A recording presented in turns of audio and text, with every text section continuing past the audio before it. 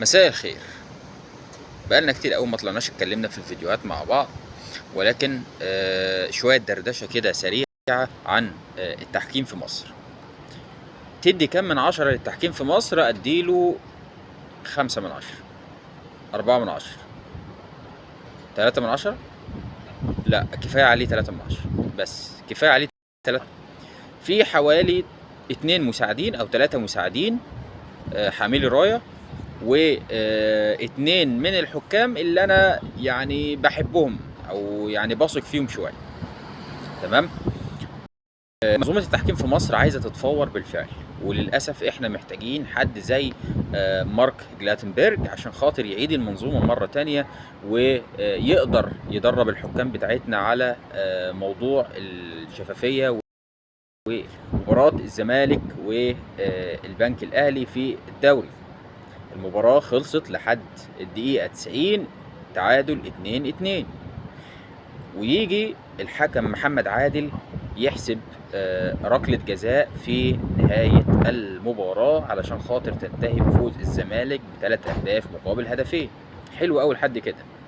جه بعد كده الناقد الرياضي الأستاذ أحمد عبد الباسط قال: يا جماعة، جالي تسجيل تسريب بخصوص التسجيل الصوتي اللي دار ما بين محمد عادل وميدو سلامة حكم الفار في المباراة دي. ايه اللي دار في غرفة الفار؟ يعني ايه اللي حصل جوه غرفة الفار؟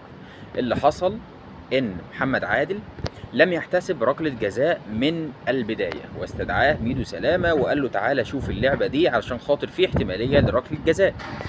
ركلة الجزاء المفروض ان هي بتكون ايد اللاعب بعيد عن جسمه، وتكون الكرة في مستوى الدراع او اعلاه.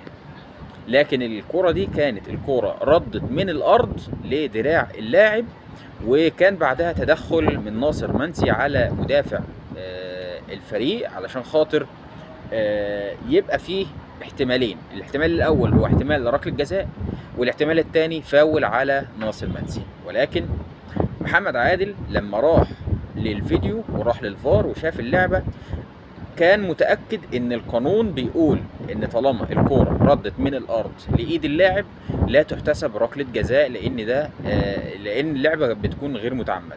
ولكنه دار نقاش ما بينه وما بين ميدو سلامة، وقال له: يا ميدو، الكرة صعبة، ويعني الاحتمالية اللي انت بعتلي عشانها صعبة جدا. ولكنه جه في الاخر وحسبها ركلة جزاء. طب انت عارف القانون، عارف ان الكرة مش ركلة جزاء، طب انت حسبتها على اي اساس؟ اذا فهنا المفروض ان يبقى فيه قرار بخصوص محمد عادل وميدو سلامة، ويتم التحقيق على هذا الاساس.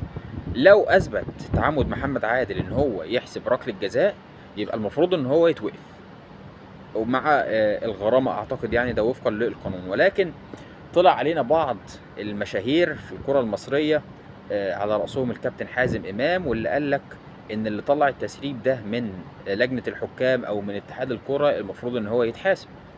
فاحنا سيبنا الحمار ومسكنا في البردعة، سيبنا اللعبة الأساسية وسيبنا الحوار كله وسيبنا التسريب اللي حصل، ومسكنا في مين اللي سرب. مش ايه دواعي التسريب؟ ان انت خسرت فريق نقطتين في اول ماتش في الدوري العام، فدي تعتبر كارثة. اذا فده ينطبق عليه ان احنا ما عندناش اي منظومة للتحكيم في مصر، ولا اي حكام يقدروا يديروا المباريات، ولا يقدروا ان هم يديروا اي حاجة في اي حاجة. وكلها ماشية كده بالحب وبالواسطة، وتعيين ناس مش مدربين ولا عندهم اي كفاءة في التحكيم. اذا فاحنا دلوقتي في مشكلة كبيرة لازم حلها ايه هو؟ نجيب رئيس للجنة الحكام يكون أجنبي، عنده نزاهة، مدرب على أعلى مستوى، له اسم في التحكيم، علشان خاطر نمنع منظومة الفساد والفشل في التحكيم المصري. دي كل الحكاية الخاصة بمباراة الزمالك والبنك الأهلي اللي كان فيها الموقف بتاع محمد عادل، واللي تصدر الترند الرياضي خلال الساعات والأيام اللي فاتت.